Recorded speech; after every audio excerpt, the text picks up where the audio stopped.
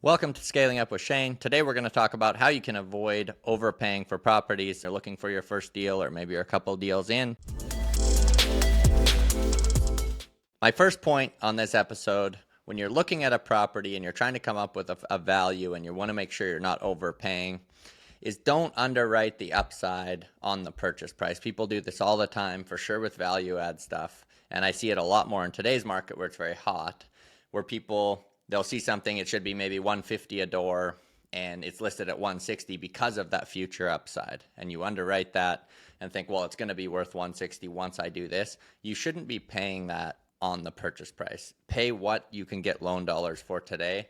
That's what the building's worth. If you're going to go spend a bunch of money on the building to get it worth 160 a door, you shouldn't pay that at the beginning because you have to spend a lot more money getting into it. So try not to underwrite the future upside. You can underwrite it and look at it for your own business model, but don't pay that on the purchase price. For sure on value add stuff.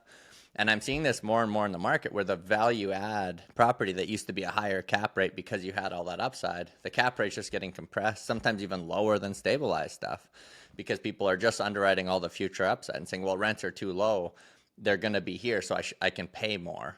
But you're not getting that today, right? And that future upside might not come. If you buy something that should be a 6 cap and you pay a 4 cap and the market stagnates or a bunch more supply comes online or immigration slows down and we don't get that upside, you have a building that's going to cost you a lot of money when interest rates are over 4%, right? So as the buyer, the first thing I would do, it's really, irregardless of what the asking price is, go see what you can get for financing. Multifamily today is very tied to the loan dollars you can get. If you're getting 95% or 85%, go see what the max loan dollars is, and that is what the building should be worth, right? If you have to start putting in a lot more money, your yield's going to come down. Value add stuff's different where you can take bridge debt and refinance after, but you still have to understand that you're putting a ton more money in. You shouldn't be paying the end value today. You can also explain that to the realtor and to the seller. The seller might just be, he might just see all the other properties in the neighborhood selling for a certain price, 200 a door or 150 a door, think his property's worth that because he has a similar building. But if the rents don't justify it, you have to be able to explain that to him. Say, look, those buildings, we're getting 1,800 rent, you're getting 1,500. So we have to get those rents up. Here's the most amount of money the bank will give me. The bank sees this property worth $1 million. I know you're asking 1.2. I can't finance that, right? I can't put another 200,000 in on top of the down payment. So this is the most I can get. And don't get attached to that building like the owner is. He has a number in his head and it might be completely unrealistic, but just because you like the building, don't overpay for it. So if you're talking to the realtor and they're relaying the message to the seller, you can even tell them, if you want to go in and renovate the units and get the 1,800 a month and then I buy it, I'd be more than happy to pay that purchase price, but it's going to take a lot of time, a lot of effort.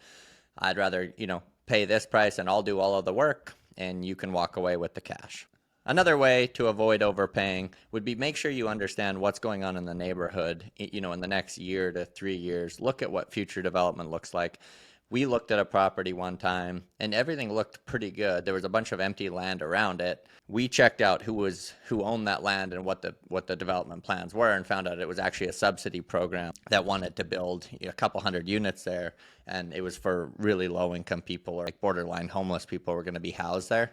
The value of that property would drop drastically. It has to be built somewhere, but nobody wants to be the neighbor there. It's not a neighborhood where stores are going to be moving into. So you want to look at that from the city level too. If there's heavy incentives to build in the neighborhood, those will only last for a certain amount of time. So if the only reason businesses are moving in there is because there's tax incentives today, once those run out, maybe those, it's very hard to change a bad neighborhood.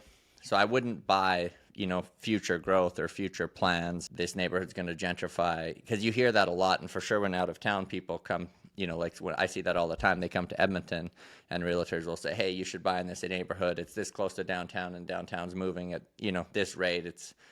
These neighborhoods are changing this quickly. Well, something like COVID comes along and sets that back 3 to 5 years, right? So now you're in a bad neighborhood for another 5 years. You're not getting those rents that you underwrote. Still, there's a lot of crime and stuff. So make sure you have a good understanding of what the future of that neighborhood looks like. If there's 1,000 units coming online there, and you have a really old building and there's going to be a bunch of new supply that's coming on, probably discounted to rent those buildings up at the beginning, you're going to have a hard time attracting the better clients in that neighborhood because nobody wants to live in the oldest building there. So make sure you know what's coming online, what the future plans are, and it'll help you avoid overpaying in the future. So to get some of that information, you can talk to the realtor. I would even talk to a couple different realtors, ask him about the neighborhood, maybe not even the listing one, just because he's going to be optimistic about it because he wants you to buy the building. You can talk to financial brokers. What kind of deals are they seeing in the neighborhood? You go walk around it yourself. You'll get a good feel for it. A neighborhood doesn't change overnight. So if you're comfortable walking there at night, it's probably an okay neighborhood. You can look at city plans where they plan to push development. Like generally they're going to try to gentrify certain neighborhoods, do things like that. So there's lots of resources to do it. You can ask people who live in the neighborhood, ask people who live in the city, what do you think of this neighborhood? Where's it headed? There's lots of different ways you can get that information. The third point, and this is a very hard one when you're starting out because you want so badly to buy your first deal, and you'll probably find a deal you really like, and if it's overpriced, it's easy to just think, well, I'll just overpay for this and I'll manage my way into it and it'll work. But don't ever get attached. Just look at it from a number standpoint. Don't get attached to the property itself. There's always going to be more property come up. And that's hard to do sometimes because unless it's in a great neighborhood and it's the perfect building.